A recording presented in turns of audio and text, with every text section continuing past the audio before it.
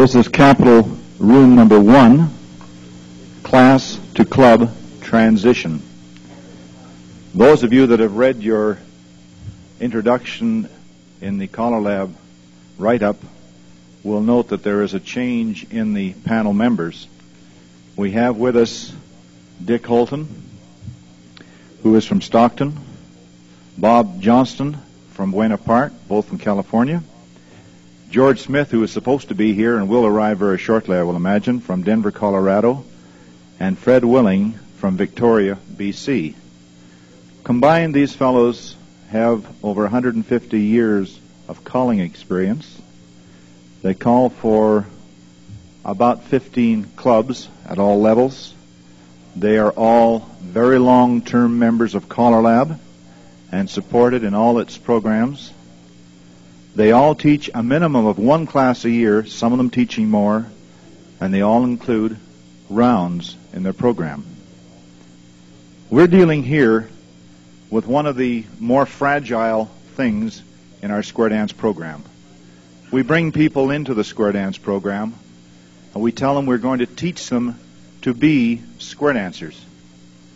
And then when we're through with our class sessions, we send them out into the wide world of square dancing, and sometimes they fall by the wayside because the transition from the club, or from the class to the club, is a very nebulous thing, and they find themselves weak, not welcome. And each of us, I think, have a very unique situation, at least we like to think it is.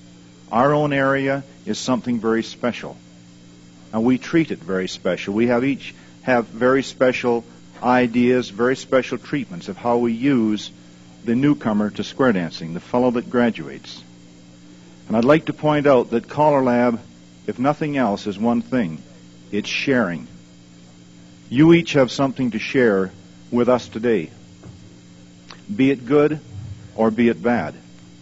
You have each taught, I hope, at least one class of beginners. You've each graduated them, and you've each sent them out into the wide world of square dancing.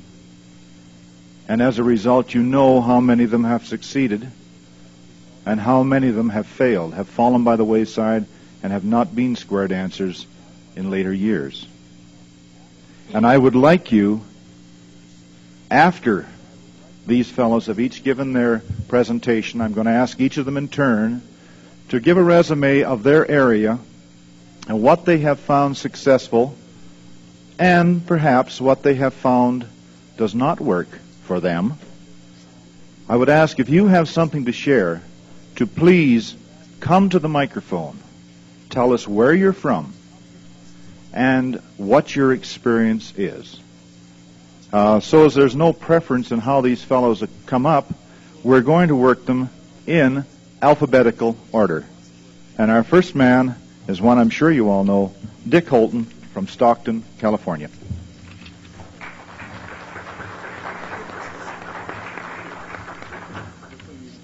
Thank you, Martin. We got a chance to talk yesterday briefly with our committee, and there's been many ideas that we've come up with, and over the years that I've called, I've seen some great ideas of how to make that, bridge that gap from class over to club. We find that the biggest problem is most callers are calling because they want to call very bad. It fills an ego need, and they like what they're doing. So a club puts pressure on the caller to rush the beginner class through. In his heart, he knows it's going to take the 30 or 40 weeks that he said it would take in the beginning. And the club says at 25 weeks, we need the dancers, we need the money, we need the class. And so they're willing to accept this group with open arms and bring them in. And after they get them in and get them indoctrinated, then they go back and dance with their squares of friends. And those people are out there floundering around trying to figure out where they went wrong, and eventually go back to the tube. That's the experience that I have found. And we find that there's ways, I think, that it can be stopped, things that we can do that we can help. The other gentlemen on the panel also have come up with some. You probably have some yourself, some ideas that are going to solve the problems for all of us. and we'll talk about those today during our talk and answer session. One of the programs that I got to see work for a while before the man passed away was one that Ed Gilmore implemented, and he took it to about 8 of our major cities in America. And it was this. He started the classes. He had, by the way, had individual people teaching the classes. It was all done under his leadership, but they taught them in their own areas. And he had the classes organized and started, and a diploma given to the class on the very first night, and told the people that they were now square dancers, and they would be able to go out and visit the other part of the square dance world when he felt that their level was adequate to go and meet that challenge. Then that stigma of, geez, am I going to graduate, or when am I going to graduate, was over. They got it the very first night. The groups that he started with 20 squares throughout the country, 20 and 25 square groups, and they retained almost 90% of the people in the classes they taught. Then when the group got to the point where he felt that they were accomplished dancers, then they brought the club in and let them own up to the level of the group, instead of making that class go in and own up to the level of people that have danced 4 to 5, 10 years, which has always been a problem and probably always will be a problem. The club doesn't want to give it up. They've been dancing for 10 years, and it's a thing with them. They only have 3 squares. The class has maybe 13. But they don't want to give up their club. They want to keep that club going and make the 13 squares come in and own up to the level of people that have danced for 10 years in there. And it's very difficult. Those people automatically are going to feel that challenge, and that's going to be a big problem. We found that to be in our area. Ed Gilmore solved that problem by having the group then join the class and become a new club and fold the other club. That was successful for him. That's one of the things that we've talked about. We'll talk some more about that. A very good friend of mine in Sacramento has the good fortune of owning his own square dance hall, and he's in the back of the hall back here, Roger Morris. Roger has a program set up in his group, in his town, where on Monday nights, Monday nights, he has a beginner class. Tuesday nights, he has the extended basics of the mainstream program. Wednesday nights, he has a +1 and 2. Thursday nights, he has an introduction to A1, and Friday nights, he has introduction to A2. So as these people go through these plateaus, should they go up and try a little more challenge this time, and they get their fingers burnt, they always have home to come back to. They can bone up a little bit more, and then they can try it again a little bit later. This has worked for him, and it's working very well for him in Sacramento. That's one of the things that we can discuss a little bit more. I don't want to take up all the time of the other fellows here. It is a definite problem of making people come from a beginner class in. I listened to a gentleman talk today about he doesn't want any of his club dancers in a beginner class when he's teaching a beginner class. I didn't say anything at the time. I wanted to. I think it's nice to have the club dancers there. I think it's very necessary to instruct the club dancers ahead of time that it's going to be harder on you than it is the class, because you're not going to do any more of your bad habits during this beginner class. You can't do the Hungarian do-sa-do with the arm up. You can't do all of the extra swings and twirls. You've got to do exactly what I'm doing with that class. And if the club dancers are willing to go along with that, then it's going to work very well. If they don't, then you've got a definite problem, and you've got to single that person out and tell them they either stop or don't come back and help the class anymore, because it's going to start problems with the class. I like to have the club dancers with the class, because I find they're growing together and growing a friendship together. Then they don't have to walk into that room cold and say, "Here I am, please accept me." Okay? They have learned to grow together as a family, and that gap is already half bridged by the time the class goes. Okay?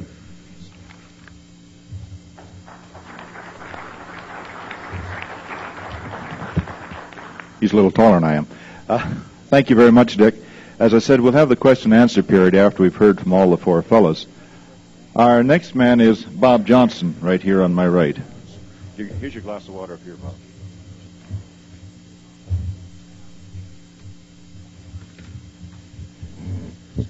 Well, golly, after 30 years, it seems like you think you know all about this, but I guess it takes that long to find out that you don't really know what you thought you knew when you started.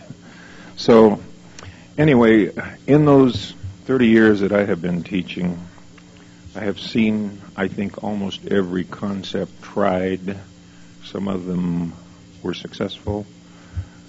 Many were failures, and I'm sure that anybody out there, be that a new caller of 1 year or less or something, or somebody that's been in the business as long as I have, you undoubtedly have found things that work and do not work.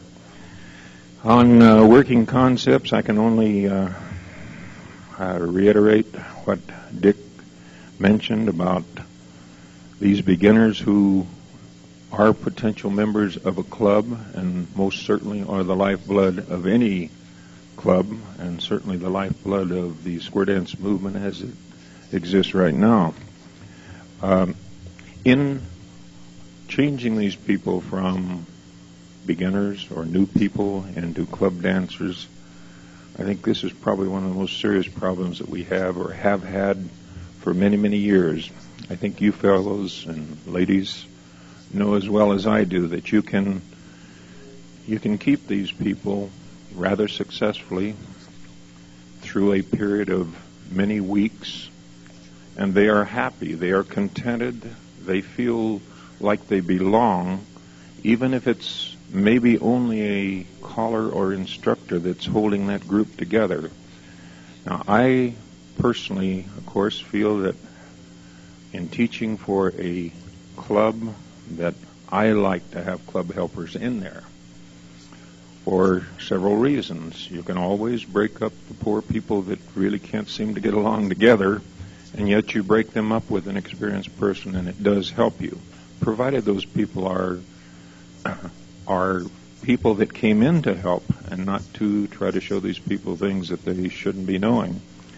In other words, I mean the no bump routines on the weave the rings and the no diddle in the middle stuff and the whole gamut of things that people come in and try to teach the new beginner. The guy that says, I can show you how to do a backlash real quick here, and he's out there doing this, the twirls on right and left grands and all of these things.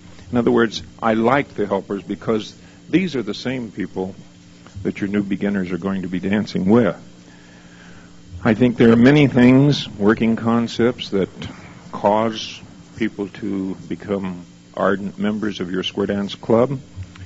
And these are the halfway hoedowns, the three-quarter hoedowns that are so prevalent in many areas, and almost any club probably has some program of halfway hoedowns, three-quarter hoedowns, where they can try, and I say try because it's not always that successful, to bring your regular dancers in to dance with these new people. And I think that's important. As I said, we have our certain amount of success as we take them through a class, maybe not 90% like Ed Gilmore had, but we can always say we were unfortunate in one instance or another. But nevertheless, once these people do graduate, they still have to feel that they belong to something. And I think that transition from coming into your Monday night class and going to your Saturday night dance, just to use a phrase, I think that's probably one of the roughest things that we have here. True, we lose them in beginner classes, but I think we lose a lot more after they get out of there.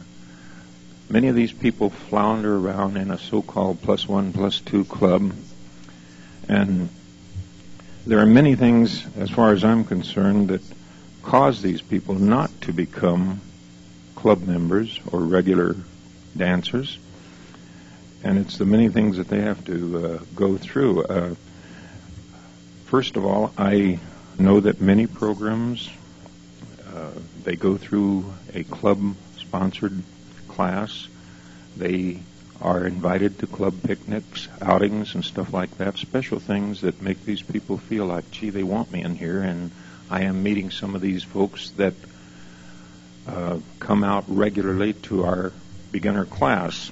And it's not a great amount, and it's a chore. I think you folks know as well as I do, to have regular dancers give up a night for a beginner class when they're also giving up a night or taking a night for a round dance class and their own club activity, and very possibly pushing themselves into the more advanced fields of square dancing.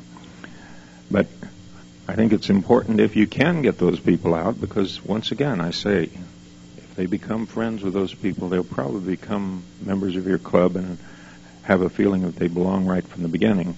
A lot of people offer badges that are available upon graduation. I think this is always an important thing. I think a graduation is a big thing with them. But I always try to stress this diploma doesn't do you one bit of good if you lay it on the dresser next week and say, well, I did that, and I'll go back and dance with the club as soon as I get the time. They have to know that the club is theirs, that they sponsor this class for that reason, and they are definitely wanted. Many clubs have an adoption type procedure where a club member, a club couple, will adopt another couple and try to sort of squire them through the first few dances where they're out in this wide, wicked world with all the rest of the dancers and callers and so forth. I think this is a great thing. Once again, it's merely a sense of belonging that I think is an addition that many times helps. I think programming to your beginners is another thing that makes the club, the transition to club, a very important thing. Those people who have gone through, let's say, 1 year, and they've finally gotten through mainstream and possibly quarterly selections, they're still not going to dance that with the ease that your dancers who have been dancing in your own clubs anywhere from 0 up to 20 or 30 years. And I think the programming, and especially, of course, where many of the clubs, and I'll get to this later in more detail, many of the clubs in our area are not oriented towards a regular caller. They are strictly guest callers. And I personally think that that is one thing that is most beneficial to any regular club operation, is a regular club caller. But programming at these early dances in order to make these people feel comfortable, I think, is a very important thing. I've had more than one club president walk up to me and say, hey, we have our new beginners in here tonight, so kind of watch them, you know.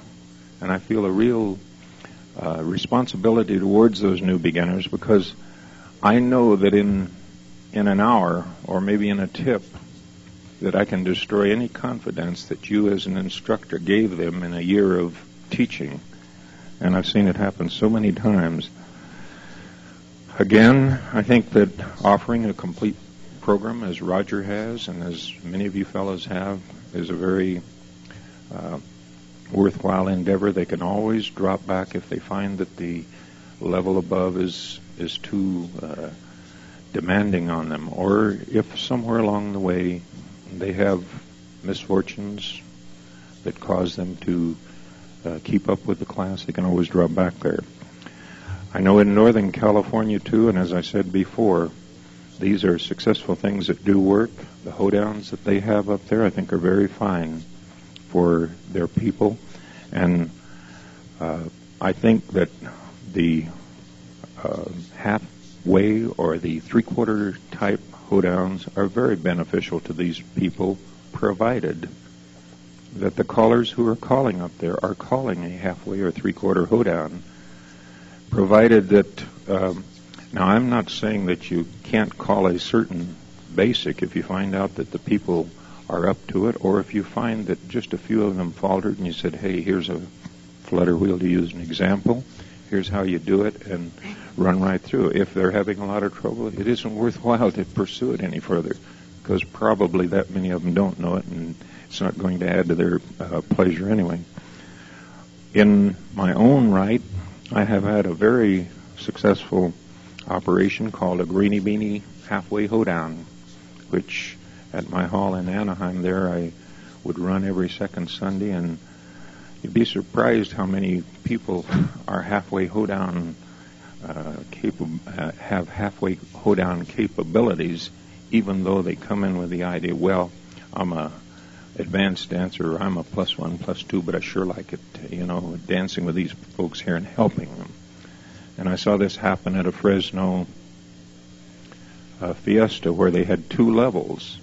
We happened to have a booth in the level where the newer dancers were, and one by one they would come around the partition over there and happen to come by the booth, and I would say to many of these people, coming over here to help the beginners? Yeah, we just like helping beginners. But Marshall Flipover, Mike Sikorsky had called something on the other side there that I think made it easier for them to resolve that they could help the beginners and maybe help themselves too. So I think one other thing here that in our area, and I don't know if it's true of all areas, I think the biggest lack that we have, the true lack, is mainstream level dancing. Because everybody has this status symbol and that we have created, which I think is a good thing. I think the list that CALLERLAB has provided, they are adhered to by callers and by the clubs that advertise a particular level. I think they're the greatest thing that we've ever had. At least you don't have to go to each dance and each guy says, I got a brand new thing that just came from back east. I called the guy on the telephone today. Next night you go out and it was that way for many, many years.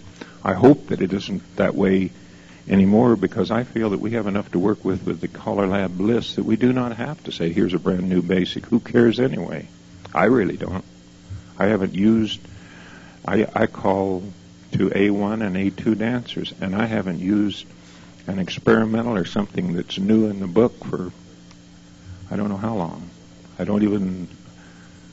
hope Bill Peters and a bunch of these guys aren't around, but I don't even subscribe to Note Service anymore.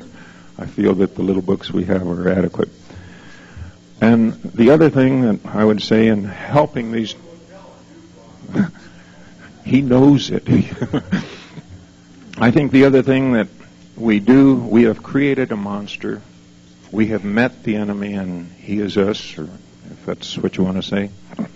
We have created CALLERLAB lists that unfortunately are not being adhered to by callers and by the clubs themselves. And I think that we are doing a disservice to all of our dancers, but I think we're doing a particular disservice to newer people where their confidence has to be built and not destroyed by going out to their first mainstream dance or their +1 dance and having the first possibly 3 calls of the evening be off of a +2 list. I had this happen just the other day. We run workshops on +1, +2. And I told the people, I said, well, you know what you should have done? I said, you should have gone up to the club president and said, hey, we have a club visitation here of 45 people. We came out because it is a +1 dance. And in your first tip, your caller, who's quite well known in our area, and quite popular, by the way, called 3 +2 figures off in the first tip. And these kids were petrified. I said, you know what you should have done?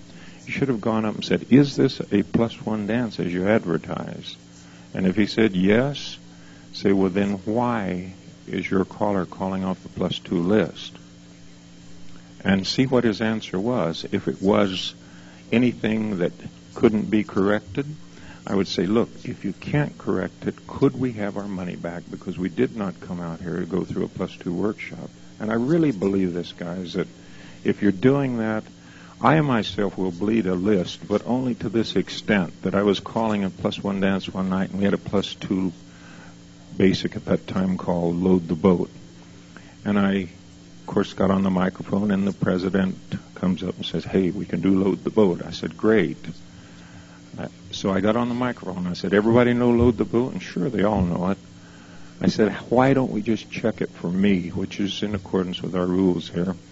And I said, at least I'll understand it.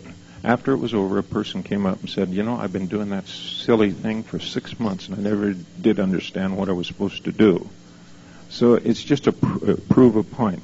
Now, just to close here, things that, in my estimation, that maybe do not work as effectively is a situation that we have right in the Los Angeles, Orange County area.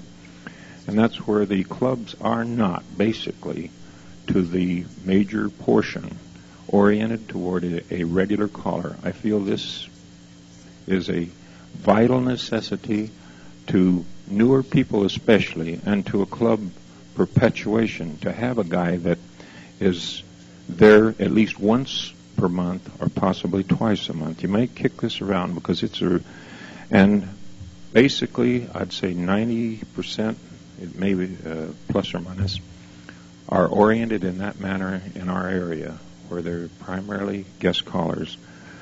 The leadership cannot be affected there because I, as a teacher, am paid to go in there and teach on Monday night for this club. I do not attend their meetings as such.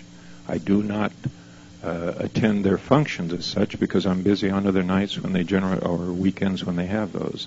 And I think the leadership is the thing that has to be affected there in order to work and keep a lot of these newer people into the activity. And you lose it where you're merely paid to come in and teach a class or to call a dance on a specific night. I'll close right there, and I'm glad to see so many people out here because I think this is a very serious problem. If we keep more of these people in square dancing and get them to transfer over to regular club dancers, then we won't have all those beginners that are floating around out there that are no longer dancing. Thank you. Thank you, George. I could sit down and talk, but I'll use the other mic. Our next man is George Smith from Denver, Colorado. I believe he has an entirely different situation in his area.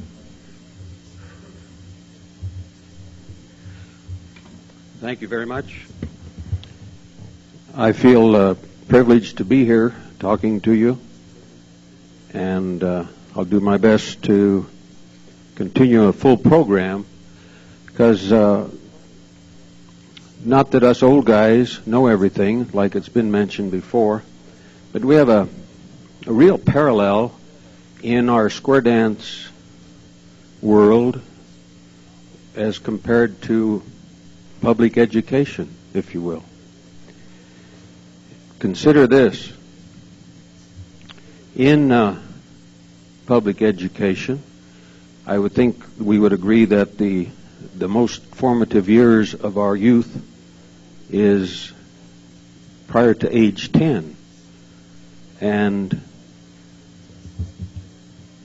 the kids get up to high school and the parents will come and say, I can't do anything with Johnny or whatever, or Sally. The time to have done something was age 1 to 10. Not when they get to high school and you've lost control of them. Our best teachers should be in the early ages of that education. The parallel is in square dancing.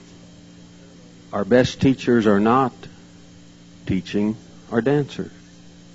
And we all have to recognize that.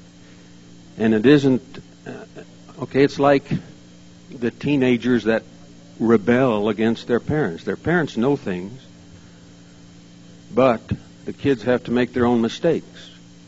All right, we have new callers that have maybe been dancing a year or 2 or 3, and they like the idea of what the caller does. They see him up there, and that looks fun and looks easy. And then suddenly we have that person teaching our dancers, when, in fact, the guy didn't know how to dance himself. And so he learns and stumbles. And so we have a continuing process where we have inadequate teachers. So my correction to the whole problem is way back, very basic. We've got to get stronger in our new caller programs. We've got to treat it like integration. When you integrate, they don't integrate starting in high school. They write those people off. They go clear down to elementary school before all those wrong things have been learned. And we have to do the same in our caller training program. We have to write off the old guys because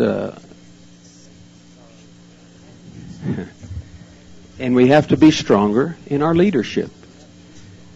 And many times it's what we don't tell. I'll go back to the teenagers. We think common sense carries that through, and we say, well, no, I didn't tell you about dope or drugs or whatever it was because I didn't think I had to.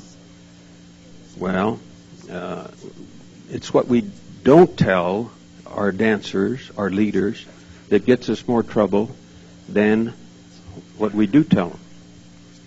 We leave things unsaid. In the Denver area, and this year I happen to be the president of the association, and we've had a couple things instigated in regards to stronger leadership. Ordinarily, our meeting is once a month, and it's 3 hour from 6 o'clock till 9 o'clock on a Sunday afternoon or Sunday evening once a month. And a lot of it's business, an hour's worth anyway, and then we get up and maybe show the quarterly selection and so forth. But it isn't a total program. This year we've instigated a Sunday afternoon clinic prior to that. And in our 8 meetings during the year, we touched on a subject that was broader than we could cover in a normal meeting. My thinking behind that idea was that I don't want anybody at the end of the year being able to say that they weren't able to improve their talent as a professional caller. Now, if they didn't show up, then that was their fault or that option. But I wanted the program to be there so that it was an ongoing learning process. We get new callers into our association, and then we forget about them. They're on their own. If they ask you some questions, fine. They tough it out, fine. They make all these mistakes that we should try and head off before it happens. We chase the problem. We don't solve it. We're always running after it. I teach a class. The second thing about the Callers Association, we have this year started what we call an in-house easy level program.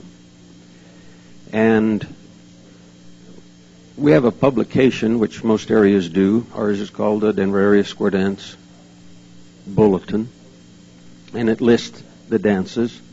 We call it the calendar, and in the center of the book it has the listings. The new people in class don't subscribe to that yet, so they don't know about these dances. So we have a little network that is within the organization, hopefully to perpetuate an easy level dance all year long, not just when they get out of class. You see a lot of vultures that say, okay, all these beginning classes started in September and here comes April. I want to get in on some of that, so you start having easy hoedowns, and you have 1 or 2 or 3, and then that's it.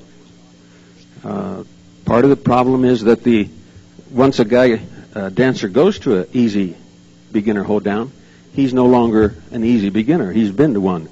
Now he's a full-fledged dancer, and he wants to move up. Peer pressure. We push our people too fast, totally too fast. It's recommended that in the mainstream, it takes 41 weeks. In our own area, we can't get people to sign up if we told them it was going to be 41 weeks.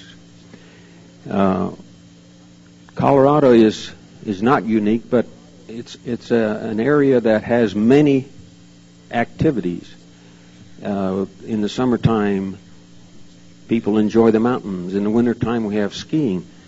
It's hard to get them to commit like a bowling league where every Monday night they do square dancing.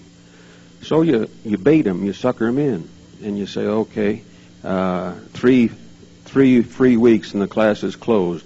I don't believe in the free weeks. I think maybe 1, and they can know if they like it or not. If you've done a good job, they like it. But then not stress so much how long it's going to be. It's going to be a year, 2 years. They don't want to know that. So we give them a package program divided in thirds. Our lessons are 6 months, and they pay a third at a time. So that isn't so bad. They're willing to risk that. So you need to have a stepping stone. By the time the 6 months are over, the people can't believe that the class is coming to an end. They almost literally have tears in their eyes when at the beginning they thought, oh my God, 6 months of Monday? And how it works.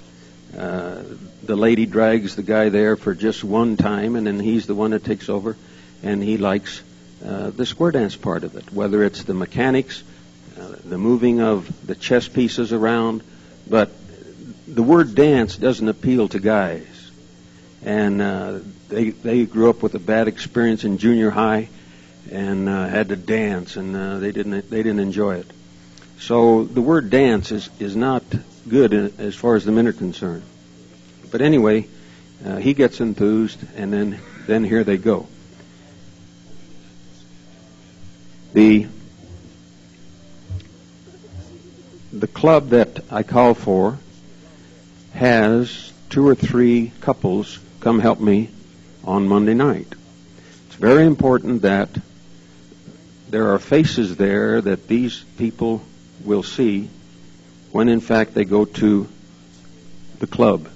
We have a halfway through party of some kind, an ice cream social, where the whole club comes over to the class, and we have a party.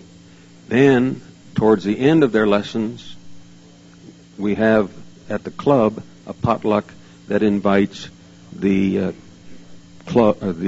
Monday night class over to that club. The statistics are just staggering. If you had 10 squares in a class and they all joined your club, you wouldn't see 5 of those squares again. They'll join and they'll pay $5 dues or $10 dues, but you won't see them again. And then of the 5 squares remaining, half of those will be fairly regular. So the mortality is just severe, and you know that. Well, better training of our leadership is a must. That's the only way we're going to solve it.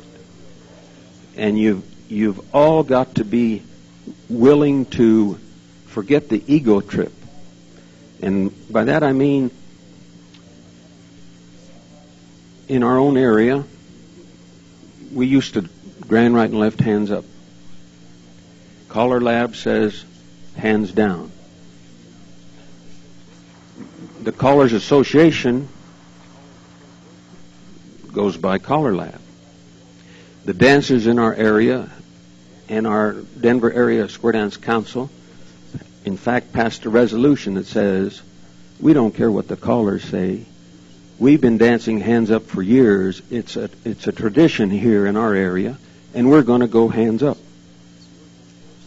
Now, George, can I interrupt for a minute? Yeah. I would like to ask whether you are training your beginners hands up or hands down. We're training them hands down.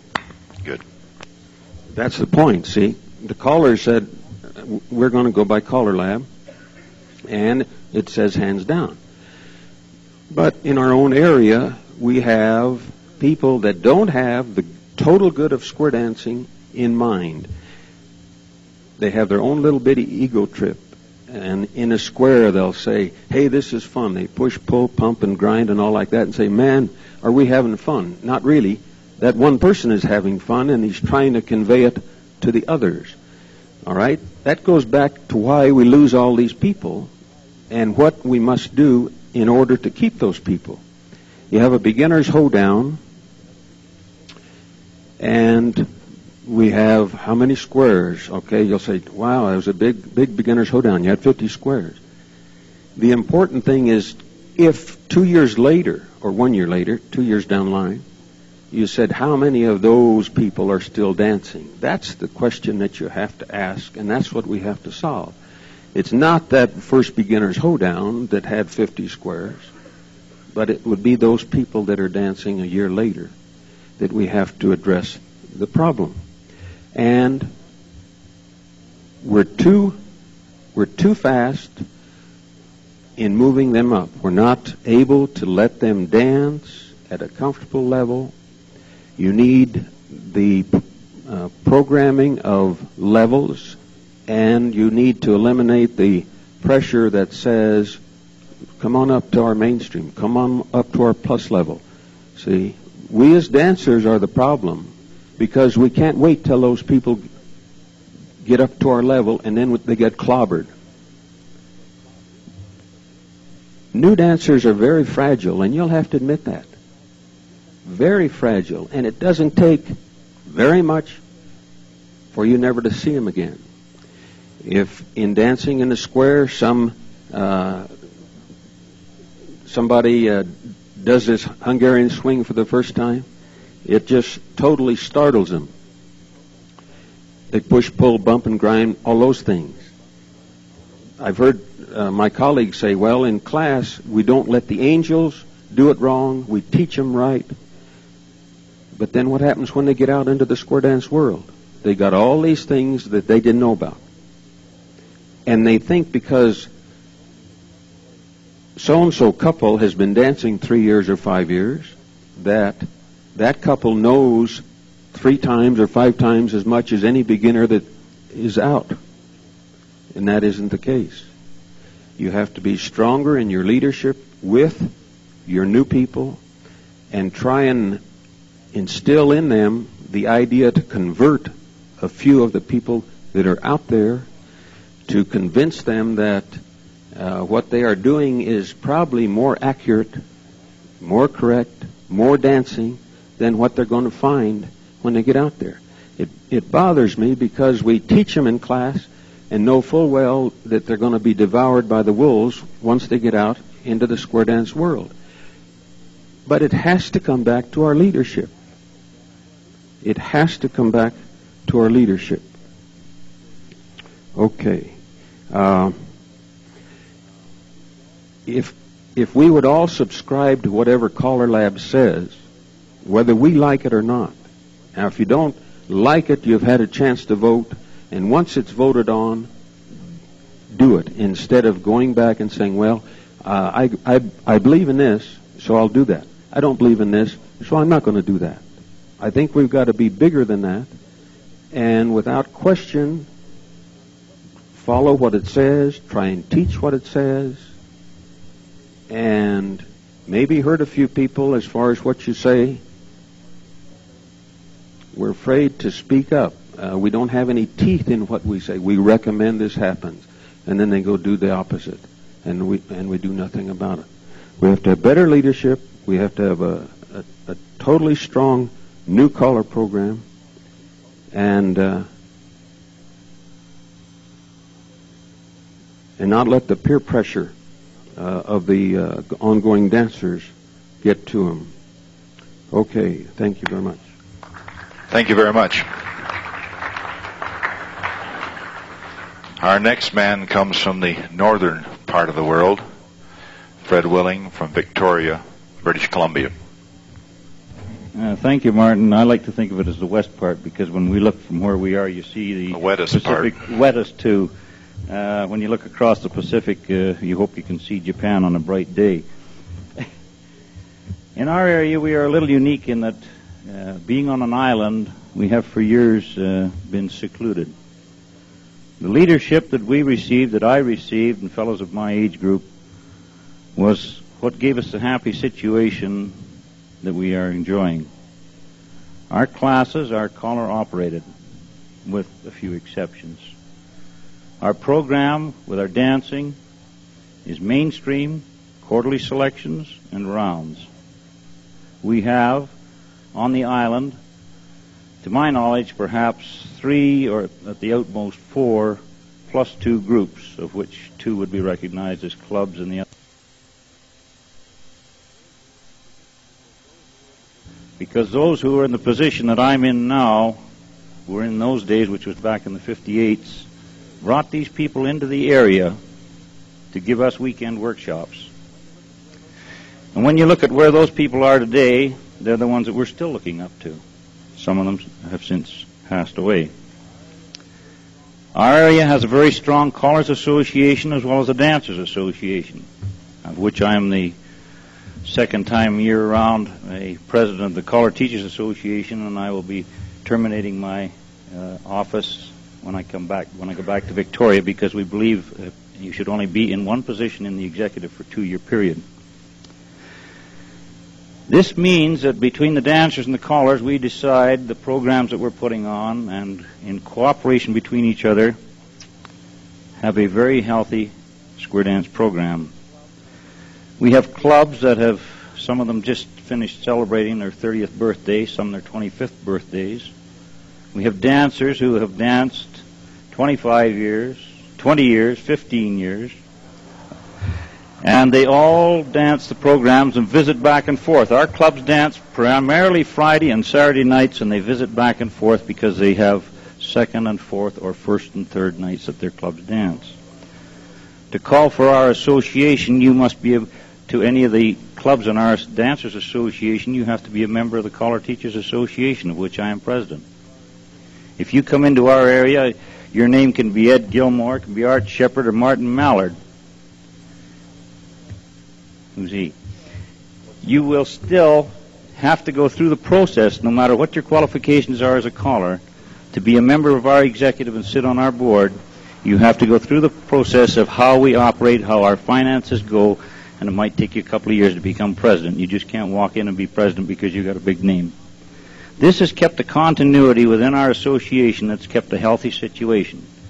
Our transition from class to club, therefore, is not as great as it is in other areas because we do not have this peer pressure that I'm so sad to hear so much of at this convention today. I think it's a sad, sad situation. We have a program that takes from September to April to teach our new dancers. We provide summer dances once a week through the summer months, and if the caller wishes, he continues with his... Something, John? Thank you. My grandson asked me the other day if Grandma cut my hair that short all the time. They both have the same barber. And in the fall, some of the callers have a program that takes them up until Christmas time with review for these people who want to look at the quarterly selections or some particular basic that they are interested in. I don't want to take up any more of your time because I know you folks have a lot of questions, and I hope you have, that you want to fire at us. And I would say that the foundation of any square dance activity is as strong as the foundation that it was built on. It's like building your house. If you build a good foundation, the rest of it's going to stand. If you don't, it may be a little weary, and it may have a chance to crumble. I had the privilege of attending here the first caller coach school in the universe. I feel it a privilege to have been able to attend, and I know those who did with me feel the same way. This is what we need. People who understand how to go out and teach others how to call and how to teach people to dance. I haven't all the answers. I've received the curriculum, which I figure will probably take me 2 or 3 years to even get to where I feel vaguely qualified to be able to do this. I want to thank you for your attention and thanks for being invited.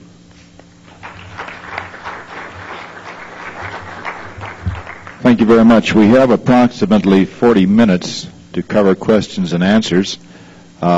Just going over, I was making a few notes as we traveled through the people here. It would seem the treatment of your class graduation, where the club joins the class rather than the class joins the club. This was Dick's solution. One of the other solutions was that the clubs should have a resident caller. I use the word resident, in other words, a continuation of the same caller. Another one was the upgrading of the callers, and that the better callers should be teaching your beginners.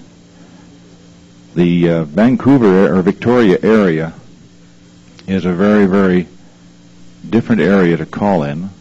It's much like New Zealand, Art. You'll appreciate that. They're very, very beautiful dancers to call to. I'm not prejudiced because I happen to be Canadian. I've had the privilege of calling for them, and I'm sure some of the other fellows here have too. And because of their strong leadership, I think this is the reason. I think we have the same thing in the New Zealand area, too.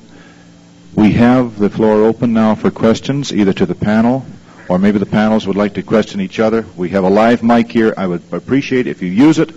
Give us your name and your area. Could I just maybe take a minute, just a few minutes here, so that we might hear from a fellow that I think is a very distinguished guest up here, and maybe he'll make us sick with what he might tell us, but he also might make us realize that things can work effectively, whether it's due to the fact that maybe they are on a bigger island or something, but at least they are isolated, but they do have strong leadership. And could we just hear for maybe a few minutes from Mr. Art Shepard from New Zealand? I would like to have that. Art, give us some figures, Art, and because he's got a very successful operation. Art? Thanks, Bob. Martin? Well, I think, excuse me, basically we should go back to the very beginning. There wasn't any square dancing to talk of in New Zealand when we went down there in 1965. So we didn't have anything to fight. And we started out from the basic beginning of caller-operated circumstances. We did, after the first year, offer the club to a committee. In those days, I was getting $3.50 an evening for calling. We had 6 squares in our first class, so I asked for an increase after the first 20 weeks. We were teaching 20 weeks then, to $5, and they said no. So I said, okay, that's fine. I'll go get another hall and start all over again. And so we did, and now we'll run about 480 dances in the club as paid-up members. We have a membership. Pardon? I sure did. So we started with a clean slate. We do not have anything beyond +2. We teach round dancing to our basic square dancers in their basic class. We do bring the graduates to the learners, but they move their evenings, and this is one of the problems that we have. We're going to start running out of evenings, but at the moment we have a learner group. We advertise as learner dancers rather than teaching or whatever the system you use up here. Beginner, I think you use. We then move them, if they want to move, to the Tuesday night the following year. We start the first week of March, we go right through until the last week of November, and we teach them whatever we get through at that time. If we get mainstream, fine. If we don't, the first 4, 5, 6 weeks in the second year of dancing at their mainstream level, we would teach fan the top, recycle, whatever it may be that we have to teach. And then they dance at that level for a minimum of 2 years, and then they are invited by my selection and my good girl selection to our +1 and +2 group. We invite them. We also tell them that if they don't make it, if we feel they haven't got the potential, we will ask them to go back to the Tuesday night group for another year. And they do it. They accept it. We teach rounds. We have a Saturday night group of round dancing. Around about 80 couples would be the average attendance for round dancing. We teach them ourselves.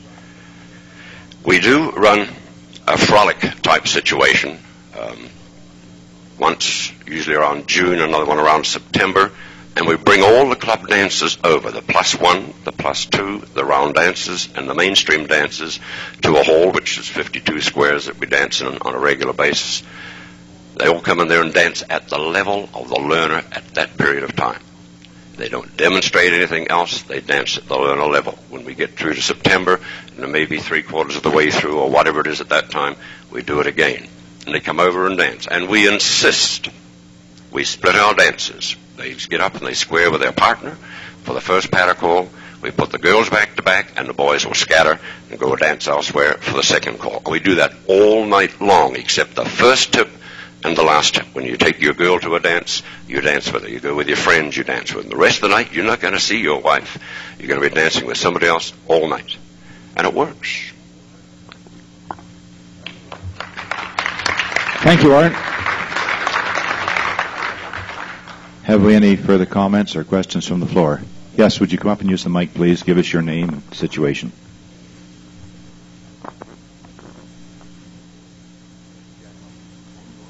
Yes, Jack Peterson, Portland, Oregon area.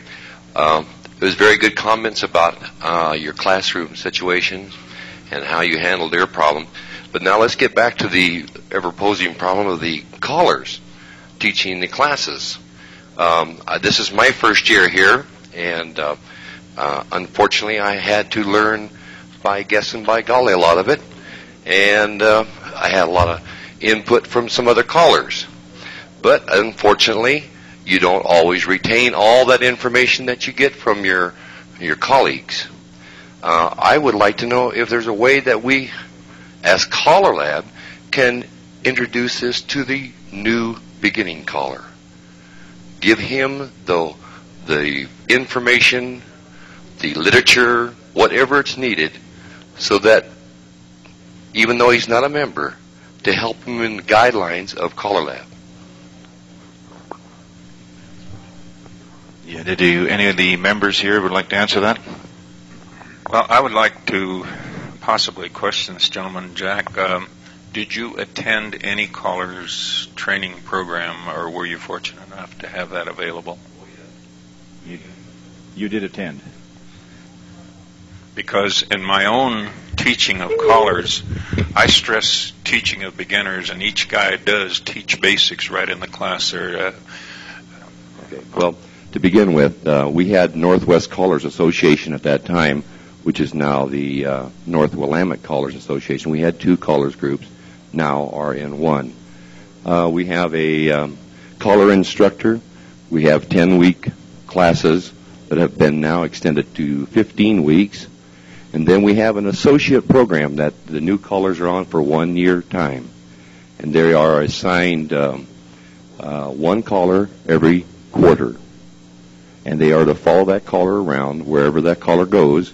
And at that point, we'll take and either go to the classes or dances, which is a great guideline, and it helps considerably. But here again, with that 1 year experience, as I understand and what I've heard today, that the new caller should not be teaching new dancers. That's my understanding. I just let me kind of answer that. I think you misunderstood that. I think the point that he made was, I think as George made it, that some of our callers are not qualified to teach. And I think you've probably seen some of them. I have an experience in my area. This was about 10 years ago. Young men who saw callers coming in and raping the area with money and saying, whoa, this is for me. And they went out, bought a bunch of singing calls, and decided to get some experience. So they taught a beginner class by teaching the dancers how to do singing calls. He taught them every basic in the singing call, then he could call it to them. And that's how he taught his class. Needless to say, he's totally out of the business now, and none of his dancers are dancing. But this actually happened. One point I wanted to make about where Jack is from: the state of Oregon has some of the finest dancers I have ever called to anywhere, and it is because their caller organization and federation there is one of the best organized states I have ever traveled to in my 30 years of calling. The right end of the state knows exactly where the left end of the state is going. They put a caller manual out that a total idiot could teach beginners by reading this book. It is so thorough, they tell you even where to stand in the hall on opening night of your beginner class. I'm sorry to say they tell me they don't make that book anymore because I've been trying to get a copy of it for my own use. But they tell you how to stand at the door and to greet the people, and what happens will happen. On your first night of lessons, you'll notice that people will walk in scared. He doesn't want to go there. She's dragging him there, and they walk right over to the side and sit down. And if you watch patterns when you're teaching people, for the next 30 or 40 weeks, that same chair is where those people are going to walk to when they walk in. It's the God's truth. And this book tells you these things. And it's an incredible book. I hope the state of Oregon will keep that up and send me a copy. This book, I believe, I may be speaking out of turn here, but Ed Gilmore had a book like that published many years ago, and I'm sure it's gone out of print now. But we were fortunate enough to have a copy, and it tells much the same thing. But to get back, I think we sort of drifted a bit from the subject. What do we do with the dancer when he graduates? How do we stop the problem of losing these dancers? We had one comment up here that they lost 5 squares. My question is why? I have not said too much about my own area because I am just the director, you might say, of this panel group. We do not hold classes. Now that might shock you. We have a program in our area, there's 4 of us actually working it, whereby the clubs rotate back to beginners. About every 3 years, one club in our area, or maybe 2, depending on the situation, becomes a beginner club. We do not have a beginner class. In our area, we work from the mainstream through to what we call a soft A1. I would warn you, don't ever go to a Bill Peters soft A1 dance, though. We were at one the other night. I felt very out of depth. You can ask Jim Mayo about it, too. He was there. But to come back to our own area, what we do, we drift a little bit from the list as published from CALLERLAB for teaching purposes. We do not go down the list 1, 2, 3, 4, 5, 6, 7, 8. We use a little different teaching progress. It's a little more involved than I would care to go into right now. But what we try to do is teach in the first 10 weeks the most popular movements that are used in our area. Now this might seem a little involved, but it is possible to do it if you poll what is going on in your area. Then we go back and fill as far as we can in the dancing season. This then does not give our dancers that peer pressure. They are not pressured to come out of class into club because they're already in a club. So we don't have that problem. We don't lose dancers as a rule, except by transfers, pregnancies, where they should have danced all night, and the odd reasons somebody gets sick or something of this nature. But we're quite happy. We've got dancers that have danced with us for 20, 25 years. This program actually evolved from a singles club that we've had in operation for 23 years. And we've gone back to beginners class every year with that club. And it dances 32 seasons. Rarely do we complete the mainstream program. But we have existed with 10 to 15 squares for the last 23 years. We successfully married off 86 of them, most of which have gone into the Married Couples Club. But there are many things that can keep these people happy. The music you use, the program itself, not just dancing, the things that a club will do together in the summer, the things that clubs do at their Christmas parties. All these things count. You're not just in a dancing thing. I firmly believe that square dancing is a social activity, and it's not just the dance or the puzzle solve. You've got music, you've got people, and they should all combine to make a healthy, happy atmosphere. And you should be always looking at the people that are weak, and as Art said, mix them. We mix. It's almost a death trap for a sight caller to come into our area. You know yourself, you get people dancing together in most areas, and you get a lot of what the sight caller calls freebies. In our area, a lot of our dancers have their own costumes. Our federation has a full costume. And if they mix, you will never get the people back to who they belong to. You have to be very careful. I've had my say. We're open for questions. Your name and so forth. Dorothy Peeler, Martinez, California. Only our clubs are in Benicia and Brentwood. I just wanted to say that sometimes as callers we feel that we own the club. The club is made of people. The caller doesn't make the club.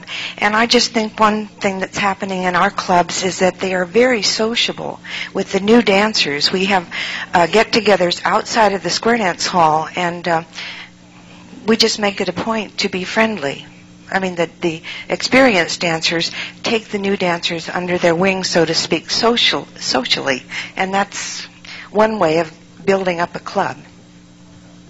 Thank you very much, Dorothy. I think I had a gentleman down here that was going to say something. Oh, you were just stretching. Okay. Would you please? We'd like to get it all on tape because there will be people buying the tape. Lois Wolfson from Pittsburgh, Pennsylvania.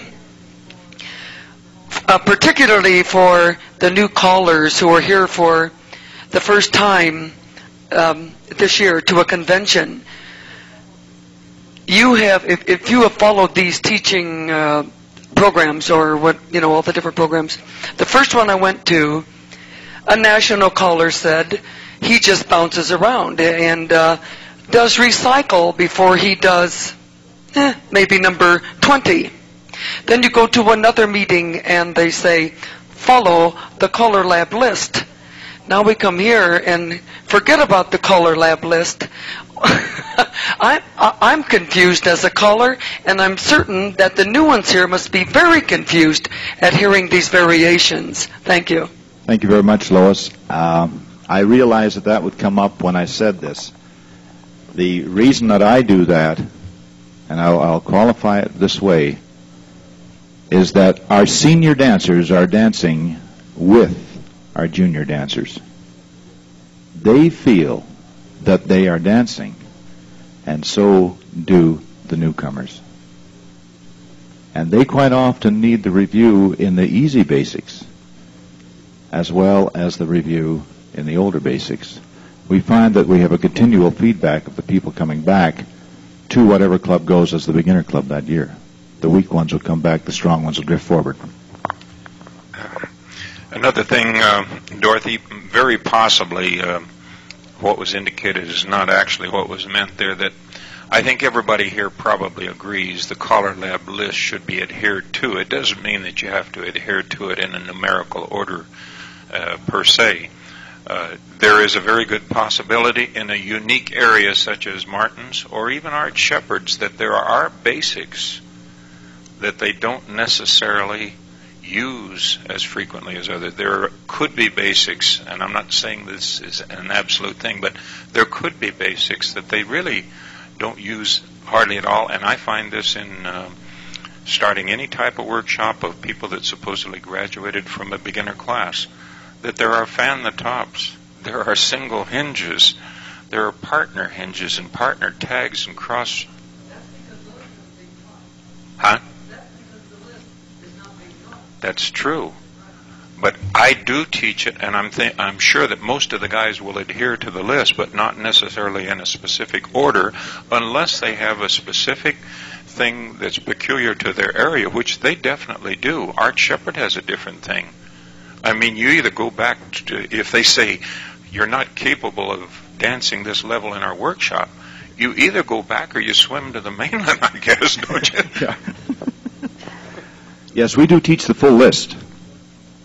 If you read what it says on the list, it does not say this shall be taught in this order. It's a suggested teaching list. How far do I carry? I carry fold 68 if I possibly can in that year. I'm like Art. If I don't carry it the first year, I will finish it the second year.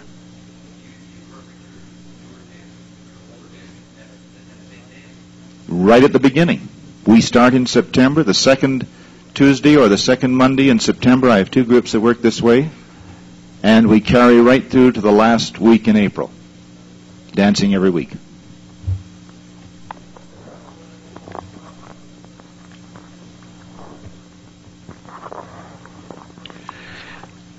A couple things in my notes, says George Smith, that are needed to be said as far as transferring the people into the club. You need to try and take away the shock of these new people coming into that club. If they have familiar faces that have been at the lessons, that's great. If you will have a sponsorship type of program when those people come over to visit, assign somebody to be sure that they are not sitting over there in a corner by themselves. They're in a square. They're invited to be in a square. each person in your club, if they'll just one time during the dance invite somebody they don't know to dance with them, boy, that makes all the difference in the world. And it's funny, we get them to join the club, and I didn't say I lost 5 squares, but the average statistics will prove out that that's what we lose, the mortality, and we've got to learn how to solve it. We get them to join, and we think, okay, we got them. Now let's go work on somebody else to get them to join. In fact, that's just the start of it. We have to then nurture those people along. Just getting their dues doesn't solve it. You have to get them comfortable, and the sponsorship is one way. Another is similar to a sales contest. In your club, you have a contest, whether it's to steal banners or you get points for going to another dance with a new couple, various ways, but build that program into the visitation, taking another couple to another dance. During class, we have visitor callers come in to try and fix it so that they don't get shot down quite so bad when they go out and hear a different voice. While class is going on, we bring in a caller or 2 or 3 during the 6 months of lessons. We also assign them as dancers to go out to an easy level dance, and then still have class to come back to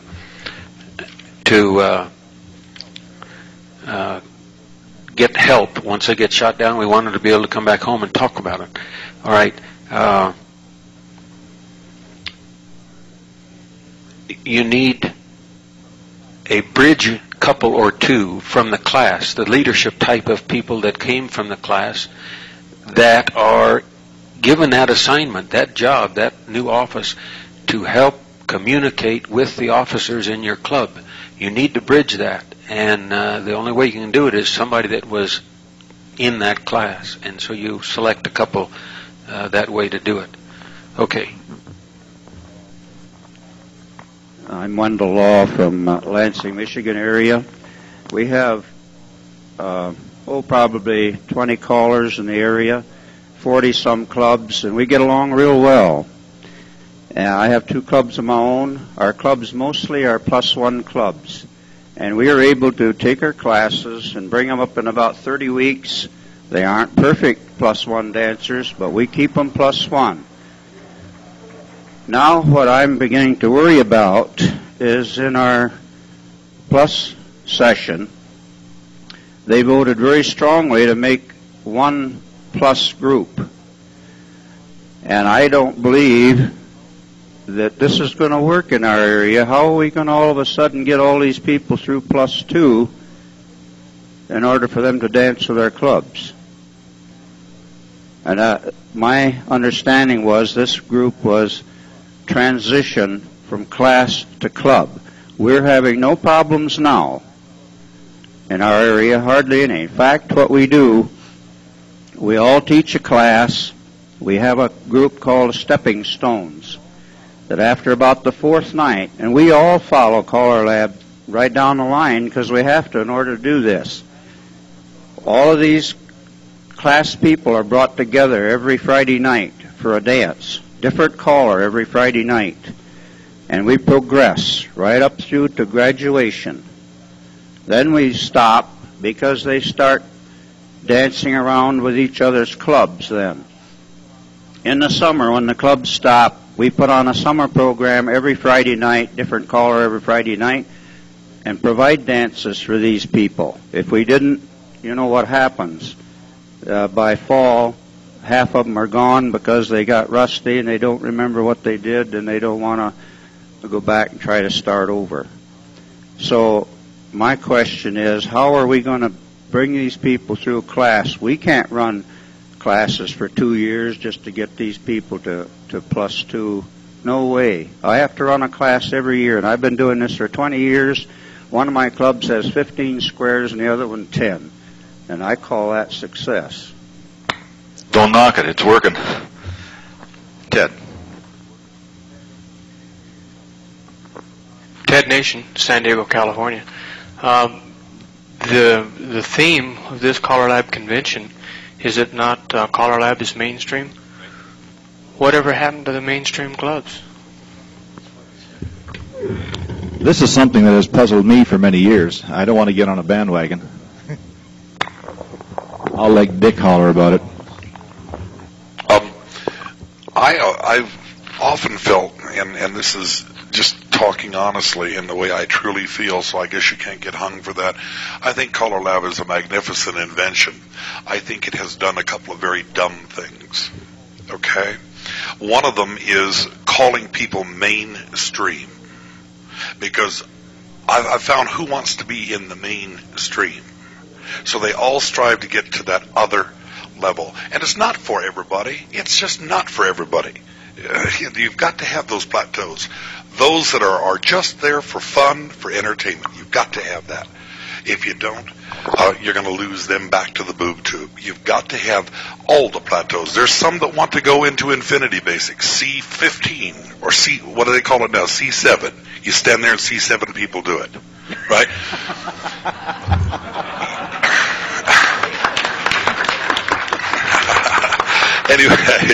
Anyway, you've got to have the mainstream programs. Lord, if you look around, that's where Wendell, I was really, when you said that about they're saying you have to do this, if I had a program as healthy as yours in Michigan, I wouldn't have to do anything. I'd stick with exactly what I'm doing. I really would.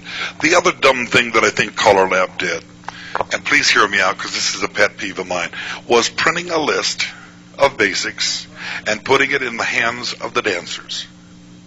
Because now people have become experts. My dancers used to be able to come to me and one-on-one say, Dick, what level can I go dance? And I, knowing their ability from watching them dance, know what they would go, what dance they could go to, and feel very comfortable knowing they're not going to get shot down that night. Now they look at this list and they see Motivate. They say, oh, I know Motivate because I was at Charlie's weekend and he taught us how to do Motivate. So we must be an A2 level dancer. They don't think about the other 39 basics that are on that list that they have never been exposed to. That's why I say that list has really been, to me, in my area, it's been a real handicap. It's been a problem for us. I wish we'd have never released it. I really do. Thank you, Dick. Have any further comments from the floor, please? Come back here.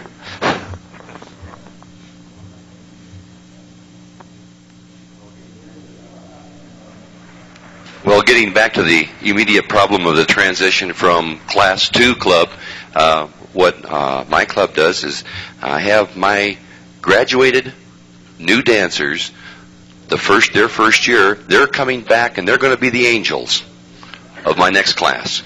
Only because they are they're the most knowledgeable on how that class is being run. And they also know what the transitions they had to make to come into the club, which will help. They can take and they relate to the new people a little bit easier. But we also have our older people who are the chairmen of the classes who conduct and mold the class and also structure it and guide it along a little bit. But I would like to know how you can get classes from 25 to get them to 42 like it says on CALLERLAB list. I hear Jack, as he started, saying he was a very inexperienced, young, new caller. I don't think he is. I think he's got a very competent training in his background, and from what he's saying, I think it looks very good in his area. Yes, sir. I'm Mel Cook from Nampa, Idaho. And this 41 weeks that we're talking about in mainstream kind of hit me like a ton of brick in my last class. One of my dancers on our last class night says, I don't understand this recycle too well. And I says, you haven't done recycle as many times as you've done Alaman left. And about that time the light come on in old Mel Cook's head. This is where the 41 weeks come from. You have to get that much time to get the last figures taught adequately so they can dance them comfortably. What I was sneaking up on, in our area, I instigated a 2-year program similar to the gentleman back here in Portland, whereby I teach 25 weeks, and then at the end of the dance season, which is about April or May someplace, we take that same group and we give them what we call an undergraduate pin, which is practically identical to our club badge. We then dance them, still on their class night, to the end of the dance season, which is the 1st of June. Then we are going to dance them on the 1st and 3rd and the 5th, if it happens, during the summer. We're not trusting this class to the Friday and Saturday night dances that are provided by other clubs. I'm going to hang on to them class people till fall. Then we're going to do like Oregon. They will angel next year's class. After the class at 9 o'clock, they will dance for an hour and a half for a year at mainstream level before they will be asked to join our mainstream club. And this is how we are going to bridge the gap. We have 20 callers in our area approximately. So far we've got half of them convinced that's the way to go. By next year we may have more. Thank you very much.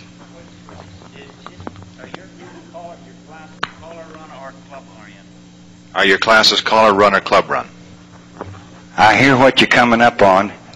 When I proposed this to my club, I pretty near got tarred and feathered, because I told him I did not want anybody but the class secretary at this class. It was a pilot class, and I wanted it run that way.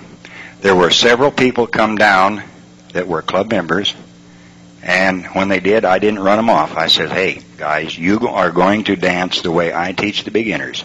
They said, yes, sir. This is a club-run thing, but they're doing it my way. Real good. We have another man here. Bill Donahue from Garden Grove, California. We've been discussing mainstream in CALLERLAB. We have a unique situation in California. Quote, everybody has a unique situation. I run caller run classes and workshops and also teach for clubs, to be exact, one run club. But we talk about mainstream dancing and what happens to the newer dancer. In my area, I've developed a beginner dance, combination dance and class called the Tenderfoots, which gives a dancer from other classes an additional time to dance in another night. Now, it's an independent dance. You have to commit yourself to a number of things. First and foremost, you have to realize that if you're doing your own thing, you pay for your own hall, you do your own charges. So consequently, if you have a small group and it depends on other people coming in, sometimes you have small crowds. You don't make a lot of money. But you give people an opportunity to dance 2 or 3 hours additional every week, which is what we say. In other words, the more people dance, the more proficient they become. Regardless of the levels, if they are proficient at the level they are dancing, why can't they become proficient as they progress? Not so much in learning additional figures, but just learning better what they know.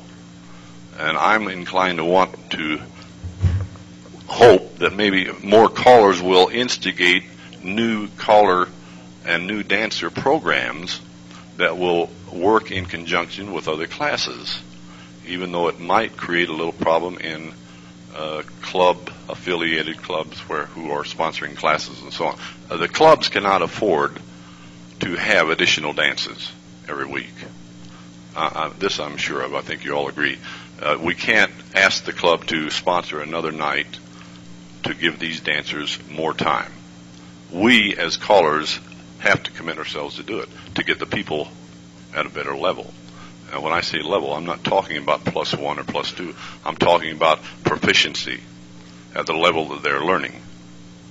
So, now what am I trying to say? I'm trying to say that I think we all progress too fast to get people at a level that they can't really work with because they're not really developed well enough to do it. Why can't we have mainstream dancing, even QS dancing as such, more regular, where more callers can work with each other? And clubs will then help the caller promote the dance and so on. I don't know if that is a. I think I hear you. Okay. The question I pose here is, why are we as callers trying to bring the dancers up to the level that we want to call at? And I think that's our biggest fault.